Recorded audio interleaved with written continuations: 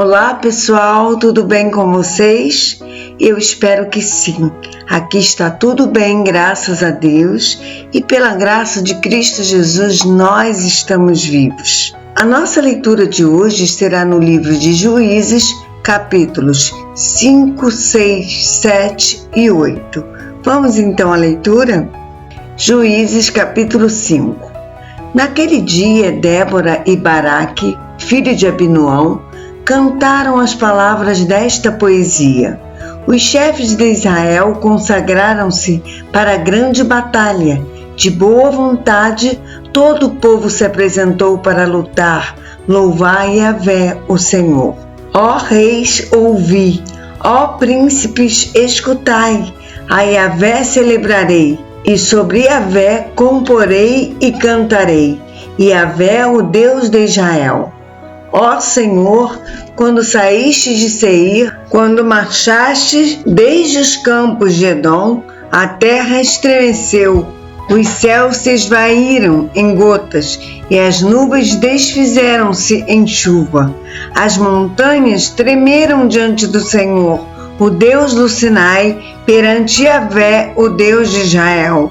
Nos dias de Sangar, filho de Anate, nos dias de Jael, os caminhos retos estavam desertos e os viajantes usavam atalhos tortuosos. Os guerreiros de Israel haviam desaparecido, já tinham desistido de lutar, até que te levantaste, ó Débora, até que levantaste para ser mãe de Israel. No dia em que escolheram-se novos deuses, eis que a guerra chegara às portas, e não se podia ver um só escudo ou lança entre os 40.000 homens de Israel. Ora, o meu coração está com os comandantes de Israel, com os voluntários dentre o povo. Louvai ao Senhor. Vós que cavalgais sobre alvos jumentos, que se assentam sobre ricas celas, que percorrem livremente pelas estradas, considerai, escutai, é uma multidão que grita mais alto do que os distribuidores de água junto aos bebedouros. Declarai todos os atos do Senhor, justos, feitos em favor dos cidadãos de Israel. Então o povo do Senhor pôde descer para as suas cidades. Desperta, Débora, desperta, acorda, entoa um cântico, levanta-te, Baraque, e leva presos os que te prenderam, tu, filho de Abinoão. Então os nobres de fé desceram às portas onde estavam os chefes e o povo de Deus, o Senhor. Pronto para lutar, cooperou com Baraque contra a tirania dos poderosos. De Efraim, cujas raízes estão na antiga região de Amaleque, desceram guerreiros depois de ti, ó Débora. Seguiu Benjamim com seus povos. De Maquir desceram comandantes e de Zebulon os que conduzem o bastão de comando. Os príncipes de Issacar estavam com Débora. Sim, Issacar também estava com Baraque. Eles o seguiram rapidamente até o vale. Entretanto, a tribo de Ruben estava dividida. Houve grande discussão e conjecturas e não foram. Porque te assentaste, ó Ruben, junto às fronteiras. Acaso é para ouvires os que apitam, chamando os rebanhos? Por isso, pela separação de Ruben, que não se aliou aos nobres guerreiros, grandes conjecturas hão de ser levantadas. Se é porque Ruben estava distante do local da guerra, Gileade também ficava na banda além do Jordão. E Dan, por qual motivo não veio se aliar a nós? Acaso é porque vive junto aos navios? Azer teve razão em não vir, afinal mora no litoral e habita em cidades não muradas. O povo de Zebulon arriscou a própria vida ao vir juntar-se a nós, assim como Naftali nas batalhas dos altos campos da região. Os reis vieram e combateram, Os reis de Canaã guerrearam em Taanaque, junto às águas de Megido. Contudo, não conseguiram levar prata alguma, despojo nenhum. Até mesmo as estrelas lutaram. Deixaram as suas órbitas para pelejarem contra Cícera. O rio Quizon os levou, o antigo rio, o rio Quizon. Avante, minha alma, marcha com ousadia e determinação, sê forte. Os cascos dos cavalos, em seu galope, faziam tremer a terra. Galopavam, galopavam os seus corcéis. Maldito seja Meroz, diz o anjo do Senhor. Amaldiçoai os seus habitantes, porquanto não vieram cooperar com Yahvé, pelejar junto ao Senhor contra os poderosos. Que Jael seja bendita entre todas as mulheres. Jael, esposa de Éber, o queneu, seja ela a mais feliz das mulheres que vivem em tendas. Cícera pediu-lhe água, leite ela lhe trouxe. Numa taça digna dos príncipes, serviu-lhe coalhada. Ela estendeu a mão para apanhar a estaca da tenda. Com a mão direita alcançou a marreta dos trabalhadores. Então golpeou Cícera, esmagando-lhe a cabeça, esmigalhou e transpassou suas têmporas. Aos seus pés ele se curvou, desabou e ali ficou prostrado. Onde caiu, ali mesmo ficou sem vida. À janela, a mãe de Cícera se debruçava e contemplava o horizonte. Atrás da grade, ela queixava-se. Por que tarda o seu carro tanto a chegar? Por que estão lentos os seus cavalos? As mais sábias de suas damas de companhia davam-lhe palavras de conforto e ela repetia para si mesma: eles devem estar repartindo os despojos. Uma moça, 2 moças para cada guerreiro, finos tecidos bordados e roupas coloridas para Cícera, um enfeite, 2 enfeites para o meu pescoço. Assim pereceram todos os teus inimigos, ó Yahvé, mas todos que te amam brilhem como o sol quando se levanta na sua força. E a terra experimentou paz e descanso durante 40 anos. Juízes capítulo 6. Novamente o povo de Israel pecou contra Yahvé, o Senhor, e por este motivo ele os entregou nas mãos dos midianitas. E a mão de Midian se tornou cada vez mais pesada sobre os israelitas. Por isso os filhos de Israel construíram para si esconderijos nas montanhas, nas cavernas e nas fortalezas. Sempre que o povo de Israel formava suas plantações, os midianitas, os amalequitas e outros povos da região a leste deles a invadiam, acampavam na terra e devastavam as suas colheitas ao longo de todo o caminho, até o sul, nas proximidades de Gaza. Não deixavam nada vivo em Israel, nem ovelhas, nem gado, nem um jumento sequer. Eles subiam trazendo seus animais e suas barracas e chegavam como enxames de gafanhotos. Era uma multidão de guerreiros impossível de se contar. Todos os seus homens e camelos invadiam a terra com o objetivo de destruir tudo. Por causa de Midian, Israel foi reduzido a tamanha miséria que os israelitas passaram a clamar por socorro a Deus, o Senhor. Então, quando o povo de Israel rogou a Yahvé por causa dos midianitas, o Senhor enviou-lhes um profeta que lhes exortou: assim diz Yahvé, o Deus de Israel: eu vos fiz subir do Egito e vos fiz sair da escravidão. Eu vos livrei da mão dos egípcios e da mão de todos os que vos oprimiam. Eu os expulsei de diante de vós e vos concedi a terra onde eles habitavam. e também vos declarei: eu sou Yahvé, vosso Deus, o Senhor. Não temais os deuses e o poder dos amorreus, em cuja terra habitais. Contudo, vós não me destes ouvidos. O anjo de Yahvé veio e assentou-se sobre o grande carvalho que está em Ofra, que pertencia a Joás, filho de Abiezer. E aconteceu que Gideão, filho de Joás, estava malhando trigo num tanque de prensar uvas, a fim de ocultá-lo dos midianitas. Então o anjo do Eterno apareceu a Gideão e lhe saudou: Yahvé está contigo, valente guerreiro.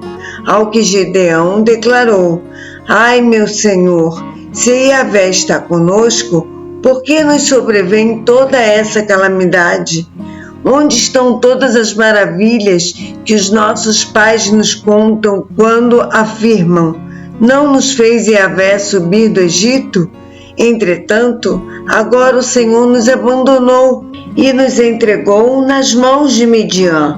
Então o Senhor olhou para Gideão e lhe ordenou: vai com a força que tu tens, vai e liberta o povo de Israel das mãos de Midian.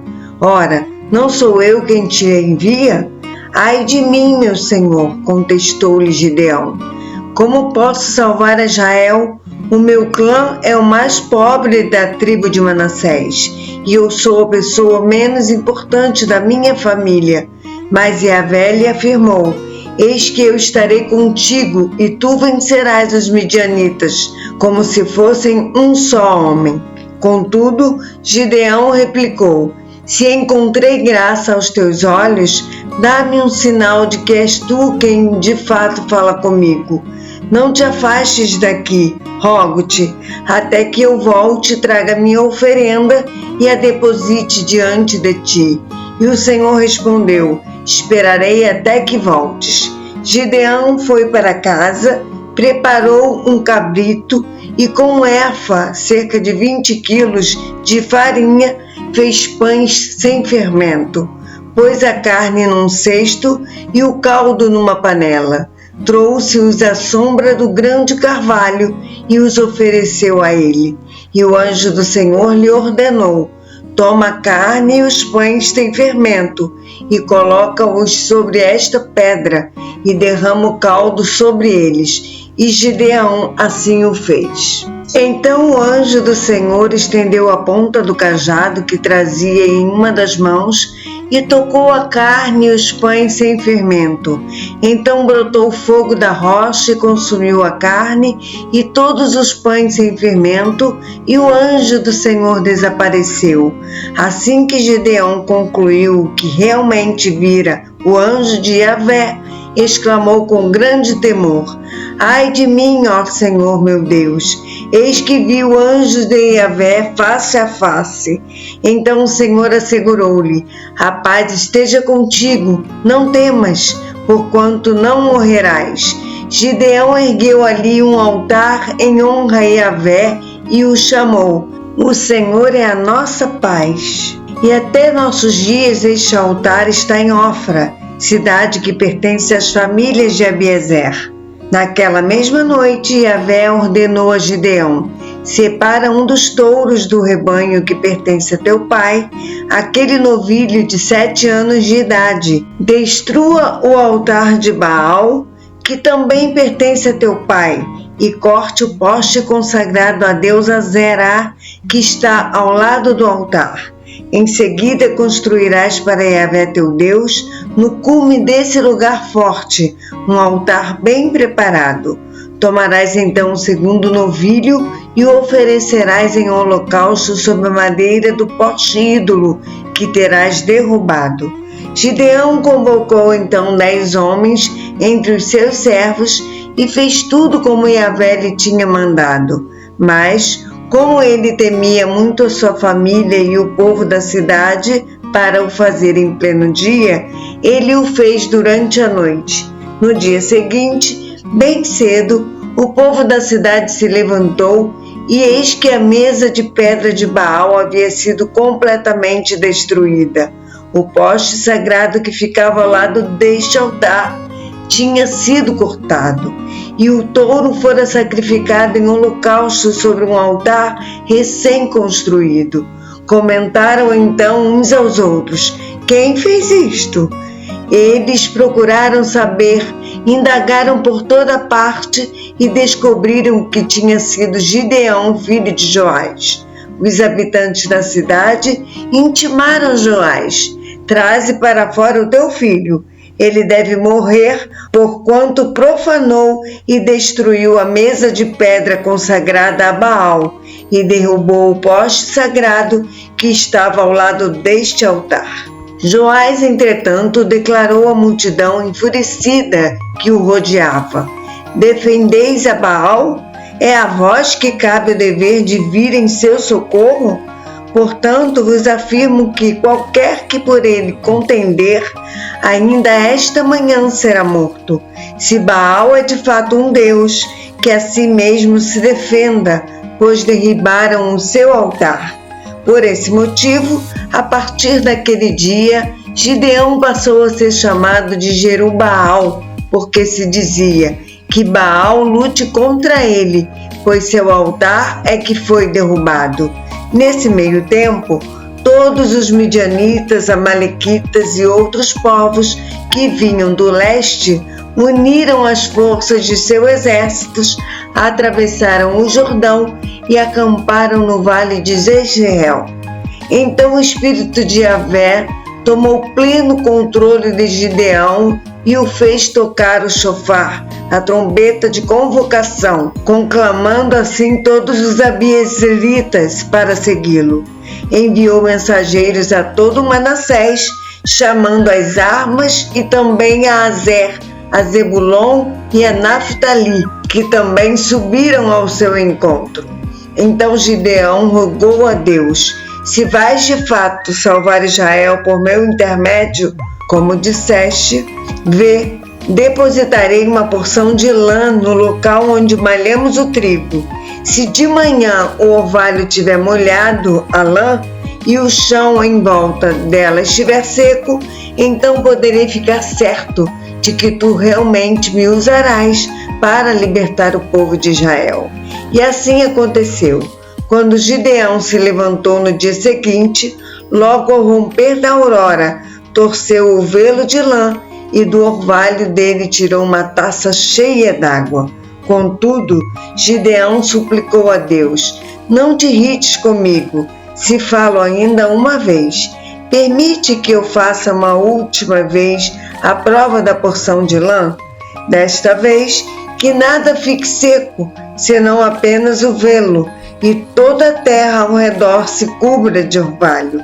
E Deus fez conforme o que fora pedido naquela noite. A porção de lã ficou totalmente seca, mas o chão em volta do velo amanheceu coberto de orvalho.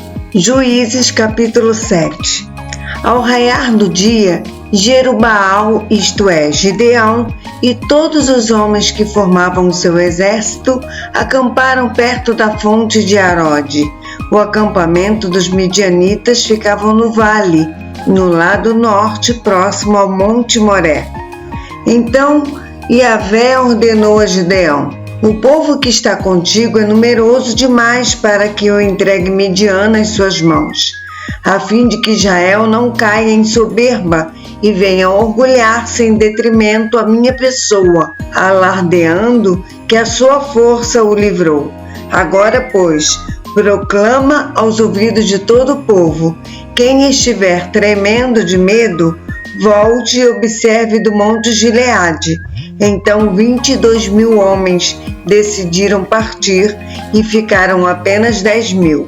Contudo, o Senhor voltou a falar com Gideão: este povo ainda é muito numeroso. Faze-os descer à beira da água e lá os provarei para ti. Aquele de quem eu disser: este irá contigo, esse contigo irá. E todo aquele de quem eu disser: este não irá contigo, esse não irá. Gideão, pois, levou todos os seus soldados à beira d'água, e o Senhor lhe orientou: separai todo aquele que beber a água, lambendo-a, como faz o cachorro. Todo aquele que se ajoelhar para beber, tu os porás do outro lado. O número daqueles que lamberam a água levando as mãos à boca foi de 300 homens. Todos os demais se abaixaram de joelhos para beber. Então Yahvé ordenou a Gideão: é com os 300 guerreiros que lamberam a água que vos salvarei a todos, e entregarei Midian nas tuas mãos. Que todo o resto do exército retorne para suas moradias. Assim Gideão mandou os israelitas para as suas tendas, mas ficou com os 300 guerreiros escolhidos. Estes ficaram com as provisões e os chofares, trombetas dos que partiram. O acampamento dos midianitas localizava-se logo abaixo deles, no vale. Ora, aconteceu que naquela noite Yahvé ordenou a Gideão: levanta-te e desce ao acampamento de Midian, porque eu entrego nas tuas mãos. Se, contudo, tens medo de atacá-los, desce ao acampamento com teu servo Purá e escuta o que dizem. Tu então ficarás animado e terás coragem para atacá-los. Então Gideão e seu ajudante Purá desceram até bem próximo dos postos avançados do acampamento inimigo. Os midianitas, os amalequitas e todos os demais aliados do adversário que vinham do leste já haviam se instalado no vale. Eram numerosos como as grandes nuvens de gafanhotos, assim como não se pode contar a areia da praia. Também não se podia enumerar a quantidade dos camelos que eles ali reuniram. Gideão se aproximou no exato momento em que um homem contava o sonho que tivera um companheiro, dizendo: eu sonhei que um pão de cevada rolou para dentro do nosso acampamento. Veio e bateu com tamanha força numa tenda. Ela caiu, virou ao avesso e ficou estendida sobre a terra. Seu amigo prontamente lhe esclareceu: este sonho não pode ter outro significado senão a espada de Gideão, filho de Joás, o israelita. Isto quer dizer que Deus entregou os midianitas e todo o acampamento nas mãos dele. Assim que Gideão ouviu a narração do sonho e a sua interpretação, ajoelhou-se e glorificou a Deus. Em seguida retornou ao acampamento de Israel e bradou: levantai-vos, porque o Senhor entregou todo o arraial dos midianitas nas nossas mãos. Então repartiu os 300 guerreiros em 3 pelotões e deu-lhes a cada um nas suas mãos chofares, trombetas e jarros vazios com tochas dentro. E eles lhe ordenou: fazei o que me virdes fazer. E eis que quando eu estiver chegando à fronteira do acampamento, o que eu fizer, fazei-o vós exatamente do mesmo modo. Tocarei o chofar, a trombeta, eu e todos os que estão comigo. Então vós também fareis soar os chofares, as trombetas, ao redor do acampamento, e bradareis: por Yahvé e por Gideão. Gideão e os 100 guerreiros que o acompanhavam chegaram à extremidade do acampamento um pouco depois da meia-noite, após a hora da vigília, quando as sentinelas são trocadas. Imediatamente tocaram as trombetas e quebraram os jarros que tinham nas mãos. Em seguida, os 3 grupos de soldados igualmente tocaram as trombetas e despedaçaram os jarros que carregavam, empunhando as tochas com a mão esquerda e os chofares com a mão direita, exclamando em uníssono: a espada por Yahvé e por Gideão. E todos se mantiveram imóveis, cada um no seu lugar, ao redor do acampamento. Todo o arraial então se agitou e, gritando, os midianitas se puseram desesperadamente em fuga. Enquanto os 300 homens soavam os chofares, as trombetas, Yahvé, o Senhor, fez que em todo o acampamento inimigo cada um voltasse a espada contra o seu próprio companheiro. Todos fugiram apavorados até Bet-sita, na direção de Zererá, até a fronteira de Abel-Meolá, nas vizinhanças de Tabate. Os israelitas de Naftali, de Azer e de todo Manassés se reuniram e perseguiram os midianitas. Gideão enviou por todas as montanhas de Efraim mensageiros convocando: descei para atacar o exército de Midian e ocupai antes deles as águas do rio Jordão e os seus riachos até Bet-bara. Todos os homens de Efraim foram arregimentados e eles cercaram as águas do Jordão até Bet-bara. Tomaram como prisioneiros 2 príncipes midianitas, Oreb e Zeeb. Mataram Oreb na rocha de Oreb e Zeeb no tanque de prensar uvas de Zeeb. E logo após a perseguição ao exército de Midian, trouxeram a cabeça de Oreb e a de Zeeb à presença de Gideão, que os aguardava do outro lado do Jordão. Juízes capítulo 8. E sucedeu que os homens da tribo de Efraim foram reclamar a Gideão: que maneira é essa de agir para conosco? Tu não nos chamastes quando saístes a combater Midian? E o admoestaram severamente. Então ele lhes ponderou: que mais fiz eu em comparação com o que fizeste vós? O restolho das uvas de Efraim não é melhor do que toda a colheita de Abiezer. Foi em vossas mãos que Deus entregou os líderes midianitas, Oreb e Zeeb. O que pude fazer eu não se compara com o que fizestes vós. Diante deste esclarecimento, acalmou-se a indignação deles contra Gideão. Gideão chegou ao Jordão e o atravessou, mas tanto ele como os 300 guerreiros que o acompanhavam estavam exaustos por causa da perseguição.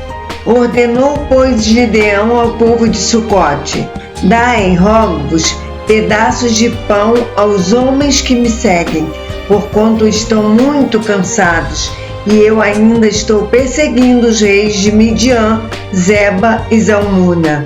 Ao que os príncipes de Sucote contestaram: já estão em tuas mãos Zeba e Zalmuna? Por que deveríamos alimentar tuas tropas? Ah, é assim que ages? Replicou Gideão. Assim que o Senhor tiver entregado nas minhas mãos Zeba e Zalmuna, rasgarei a vossa carne com os espinhos do deserto e com os abrolhos. Dali subiu a Peniel. Contudo, eles também responderam como o povo de Sucote. Declarou Gideão ao povo de Peniel: eis que quando eu retornar vitorioso, destruirei esta vossa fortaleza. Estavam, portanto, Zeba e Zalmuna em Carcor com seu exército, cerca de 15.000 homens apenas, todos os que haviam restado de todo o exército dos povos do deserto, os filhos do Oriente. Os mortos dentre os que levavam à mão a espada somavam 120.000 guerreiros. Gideão subiu pelo caminho dos nômades, os que habitam em tendas, a leste de Noba e Joquebeá, e atacou o exército inimigo, exatamente no momento em que este se julgava oculto e em segurança. Zeba e Zalmuna, os 2 grandes chefes midianitas, fugiram, mas ele os perseguiu e os prendeu, e o exército inteiro foi derrotado. Gideão, filho de Joás, retornou da batalha pela encosta de Heres. Ele capturou um jovem de Sucote e o interrogou, e o jovem depôs por escrito o nome dos 77 príncipes e anciãos responsáveis pelo governo da cidade. Em seguida, Gideão rumou para Sucote e anunciou aos líderes e ao povo de lá: aqui estão Zeba e Zalmuna, a propósito dos quais zombaste de mim, dizendo: já estão em tuas mãos Zeba e Zalmuna? Por que deveríamos alimentar suas tropas? tomou imediatamente todas as autoridades da cidade e, apanhando espinhos do deserto, abrolhos e sarças, rasgou-lhes os corpos, castigando-os severamente. Depois dirigiu-se a Peniel e derrubou sua torre e fortaleza, e matou todos os homens daquela cidade. Então interrogou a Zeba e a Zalmuna: como eram mesmo os homens que matastes em Tabor? E eles prontamente responderam: pareciam contigo. Todos eles tinham aspecto de filhos de rei. E Gideão acrescentou: sim, eram meus irmãos, filhos de minha mãe. E concluiu: juro pelo nome do Senhor, que se os tivesses permitido viver, eu não vos mataria. Então deu ordem expressa a seu filho primogênito, Jéter, dizendo: levanta-te, mata-os agora. Contudo, o moço, apavorado, não conseguia desembainhar a espada, porquanto ainda era muito jovem. Mas Zeba e Zalmuna provocaram, exclamando: levanta-te, mata-nos tu mesmo. Ora, é preciso ter coragem de um verdadeiro homem para isto. Então Gideão avançou e os matou rapidamente. Depois arrancou os enfeites reais do pescoço dos camelos deles. Então os israelitas rogaram a Gideão: reina sobre nós, tu, o teu filho e o teu neto, porque nos tiraste das mãos de Midian. Gideão, contudo, lhes esclareceu: não serei eu quem governará sobre vós, tampouco meu filho, porque é Yahvé quem reinará sobre as vossas vidas. Disse mais Gideão: permite, entretanto, que vos faça um pedido, que cada um de vós me dê um dos brincos que tirastes dos vencidos. Os ismaelitas, parentes dos midianitas, costumavam usar argolas de ouro nas orelhas ou no nariz, porquanto eram nômades do deserto. Replicaram eles: de bom grado os daremos. E estenderam uma capa, e cada um deles depositou ali um brinco do total do seu despojo pessoal de guerra. E o peso dos brincos de ouro que ele recebera chegou a 20,5 quilos, sem contar os enfeites, os anéis, pendentes e as roupas de púrpura que os reis de Midian usavam, e os colares e enfeites reais que adornavam seus camelos. Gideão usou ouro para confeccionar um éfode, manto sacerdotal, que colocou em sua cidade Ofra. Entretanto, todo o povo de Israel passou a idolatrar este objeto, vindo a se prostituir em relação a Deus, o que se transformou numa armadilha para Gideão e toda a sua família. Assim foi Midian abatido diante dos filhos de Israel, e nunca mais levantou a cabeça. E a terra experimentou paz e descanso por 40 anos, todo o tempo que viveu Gideão. Então Jerubaal, filho de Joás, partiu em direção à sua casa e lá permaneceu. Gideão teve 70 filhos, todos gerados por ele, fruto de seus ossos e sua carne, porquanto tinha muitas mulheres. A sua concubina, que morava em Siquém, também lhe deu um filho, a quem ele deu o nome de Abimeleque, que significa meu pai é rei. Gideão, filho de Joás, morreu pleno de dias, em idade avançada, e foi sepultado no túmulo de seu pai, Joás, em Ofra dos Abezeritas. Logo depois da morte de Gideão, os filhos de Israel voltaram a se prostituir, oferecendo seu louvor e adoração aos Baalins, e aclamaram Baal-Berite como seu Deus. E não mais se lembraram de Yahvé, o Senhor, o seu Deus, que os havia salvado das mãos dos seus inimigos em redor. Também não demonstraram qualquer gratidão para com Jerubaal, Gideão e sua família, pois se esqueceram de todo o bem que ele tinha realizado em favor de Israel. A nossa leitura de amanhã será no livro de Juízes, capítulos 9, 10, 11 e 12. Eu aguardo você para essa leitura amanhã, se assim o Senhor nos permitir. Que o Senhor te abençoe. Um abraço.